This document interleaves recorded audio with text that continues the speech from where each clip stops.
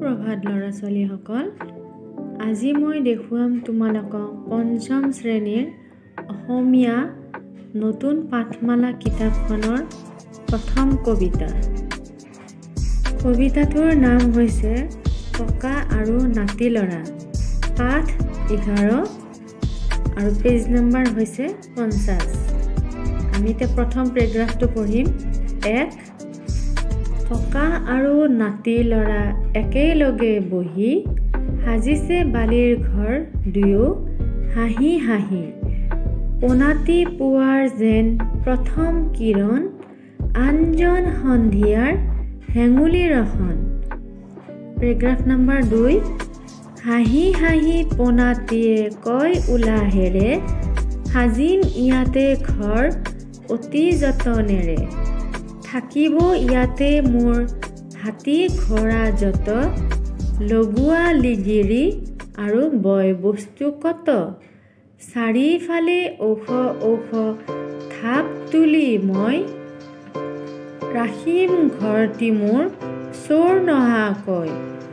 মাজত ফুলনি খনি জেউতি চৰাব বাটৰুৱা ভোল গৈ ৰৈ ৰৈ চাব।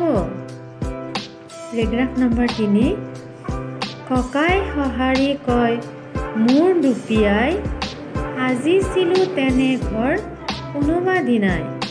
আছিল তাতে মোৰ হাতী ঘোঁৰা যত লগোৱা লিগিৰি আৰু বয় বস্তু কত। এনেদৰে ধাপ তুলি বাৰী পাতি মই ৰাখিছিলোঁ ঘৰ শুনি চোৰ নহাকৈ। ফুলিছিল ফুল মোৰ ফুলনি হোৱাই কালৰ সতে যে নিলে সকলো উটাই। এতিয়া আমি পেজ নম্বৰ 51 পঢ়িম। এনেদৰে সময়ৰ সোঁত পাহৰাই উমলে জামলে দুয়ো একেলগ হয়। একেলগে মেলে দুয়ো হৃদয় দাপোন লৰালি কালৰ সেয়ে সোণালী সপোন। এজনে ৰঙেৰে চাই ভৱিষ্য মূৰতি আনজনে ভাবে বহি অতীতৰ স্মৃতি। ইয়াৰে কবিজনৰ নাম হ'ল যতীন্দ্ৰনাথ দুৱৰা। ল'ৰা ছোৱালীসকল, তোমালোকে আগলৈকে এনেকৈ যদি মোৰ কবিতাবোৰ শুনিব বিচৰা তেতিয়াহ'লে মোৰ চেনেলটো ছাবস্ক্ৰাইব কৰি ল'বা।